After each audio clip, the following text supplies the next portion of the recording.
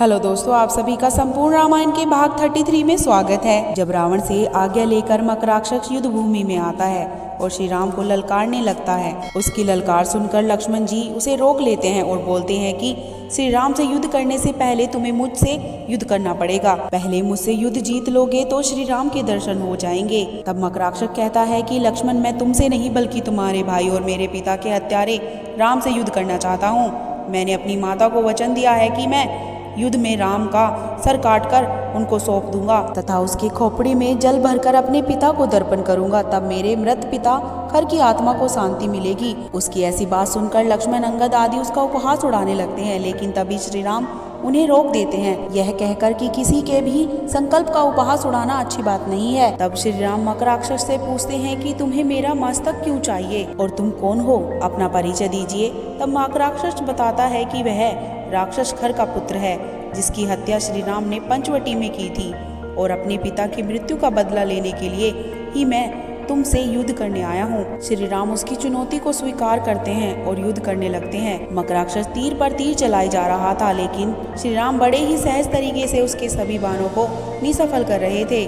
फिर मकराक्षस अपनी मायावी असुरी विद्या का प्रयोग करने लगता है, जिससे एक बार श्री राम भी प्रभावित हो जाते हैं, लेकिन विभीषण से जानने के बाद में उससे मुक्ति पा लेते हैं। अंत में श्री राम प्राण घातक बाण के द्वारा मकराक्षस का अंत कर देते हैं। मकराक्ष का मृत शरीर देखकर रावण को बहुत ग्लानि महसूस होती है, क्योंकि मकराक्ष की मृत्यु रावण के युद्ध में हुई थी और मकराक्ष रावण के भाई खर का पुत्र था। इसलिए रावण यह सोच रहा था कि उसके युद्ध के कारण खर का पुत्र बलि चढ़ गया। इसी कारण रावण स्वयं युद्ध में जाने का निश्चय करता है और कहता है कि यह मेरा युद्ध है और इस युद्ध को मैं स्वयं ही समाप्त करूंगा। आज मैं स्वयं रणभूमि में जाकर युद्ध को समाप्त कर दूंगा। अगर यह युद्ध लंबा चला तो यह लंका के हित में नहीं है।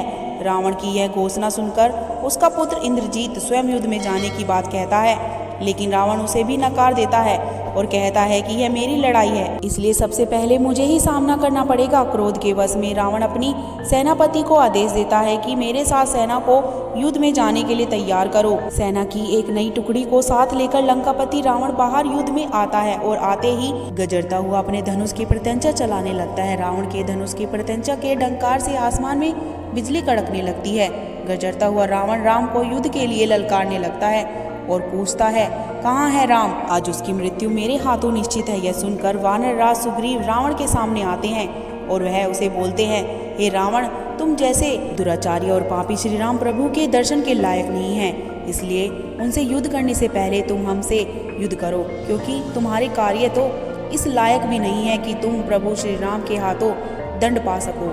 यह कार्य भी मुझको ही करना पड़ेगा। यह कहकर सुग्रीव और रावण में युद्ध शुरू हो जाता है। सुग्रीव रावण पर अपनी गदा से प्रहार करता है, लेकिन रावण बहुत ही सहज तरीके से उसके गदा के प्रभाव को निसफल कर देता है। तब रावण अपनी शक्ति से सुग्रीव पर प्रहार करता है और वह रावण के रथ से दूर जाकर गिरते हैं। सुग्रीव जब भूमि पर गिरते हुए थे तब रावण उन पर तीर चलाता है, लेकिन उसी समय लक्ष्मण जी आकर अपने बाण से रावण के बाण को काट देते हैं। रावण को फटकारते हुए लक्ष्मण जी कहते हैं, एक मूर्छित पर तीर चलाना किसी योद्धा का काम नहीं है।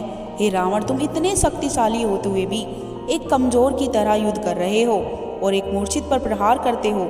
लक्ष्मण जी की यह बात सुनकर रावण उनकी इस तरह की बातों की हंसी उड़ाने लगता है और बोलता है कि वनवास छोड़कर ये धर्म और नीति तुम जैसे साधारण मानव की बात नहीं है।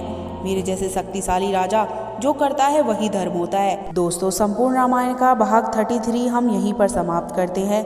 अगले भागों को देखने के लिए बेल आइकन पर क्लिक करके चैनल को सब्सक्राइब कर लें, जिससे कि संपूर्ण रामायण के सभी भागों को आप आसानी से देख पाएं। साथ ही साथ वीडियो को लाइक करके कमेंट बॉक्स में जय श्री राम लिखना ना भूलें।